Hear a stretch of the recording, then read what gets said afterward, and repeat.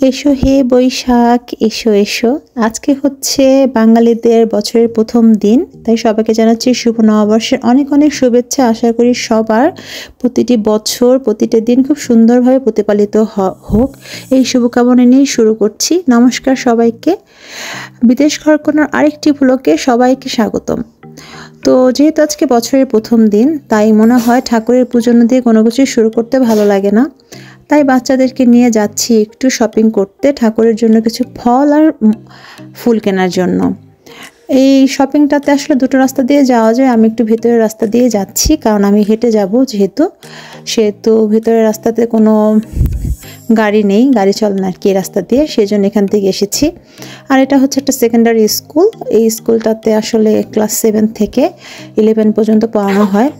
তো এই স্কুলের পাশে অনেকগুলো চেরি ব্লজমের গাছ আছে। যারা চেরি ব্লজমটা চেনেন তারা তো জানেনই এটা কি, আর যারা চেনেন না এই ফুলটার কথা তাদেরকে বলছি গাছগুলো কিন্তু অনেক বড় হয়। কিন্তু এই গাছগুলো রিসেন্টলি লাগানো হয়েছে, কিন্তু দেখেন কত সুন্দর ফুল এসেছে। যদি আমাদের এখানে এখনও সামার আসেনি, স্প্রিং চলছে, তারপরও কিন্তু আজকে সকালটা এতটাই সুন্দর, এতটাই ঝলমলে রোদে, মানে বোঝাই যাচ্ছে না যে সামার না, এটা স্প্রিং চলছে। আর স্কুলের দুই সাইড থেকে রাস্তার এরকম চেরি ব্লজম অনেক গাছ আছে। আমাদের বাসার পাশে যে পার্কটা আছে, পার্কের চারিপাশ থেকে এরকম ফুলের অনেকগুলো গাছ রয়েছে। আর চেরি ব্লজমের কিন্তু অনেকগুলো কালার হয়, এটা হচ্ছে পিঙ্ক কালার, আর এগুলোর কিন্তু সাদা, লাল এগুলো রয়েছে। কিন্তু গাছের ফুলগুলো কিন্তু মনে হয় যে খুব নরম টাইপের, মানে যদি কখনো বাতাস হয় বাইরে, ফুলগুলো সব ঝরে একদম নিচে পড়ে যায়, এই টাইপের। তো আপনাদেরকে একটু বড় করে দেখাচ্ছি আমি। এই গাছটা কিন্তু অতটাও বড় না, কিন্তু ফুল একদম ভরে গেছে। এরকম রাস্তার সাইড দিয়ে দেখতে পাচ্ছেন অনেক গাছ এরকম আছে ফুলে ভরা, মনে হয় 1 মাসের ভিতরে ভরে যাবে, এরকম থাকে আর কি।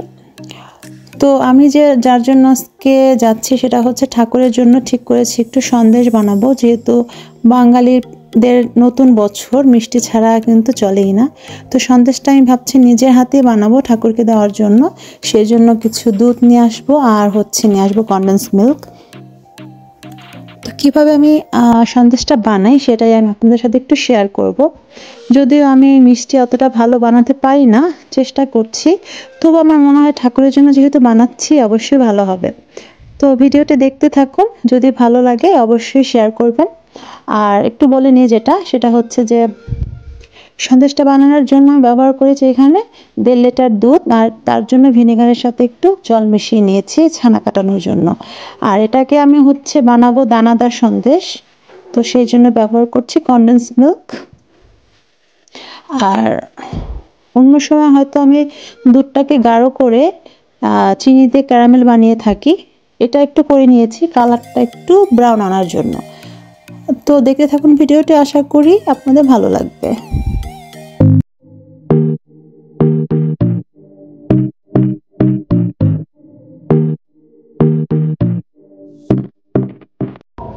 এখানে ভেজে নিচ্ছি কিছু চিপস, ফ্রোজেন চিপস বাচ্চাদের জন্য, যেটা আমি নিজে বানিয়েছি।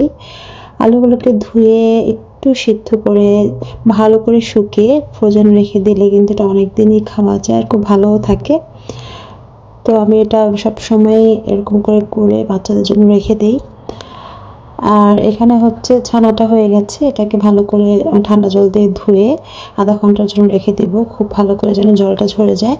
তারপর কনডেন্স মিল্ক দিয়ে মিশিয়ে নিলে, মানে আপনাকে বুঝতে হবে কখন আঠা আঠা হয়ে যাচ্ছে ভাজার সময়, তারপরে কিন্তু সুন্দর একটা সন্দেশ হয়ে যায়। আপনারা বাসায় এটা ট্রাই করতে পারেন, খুব ভালো লাগবে।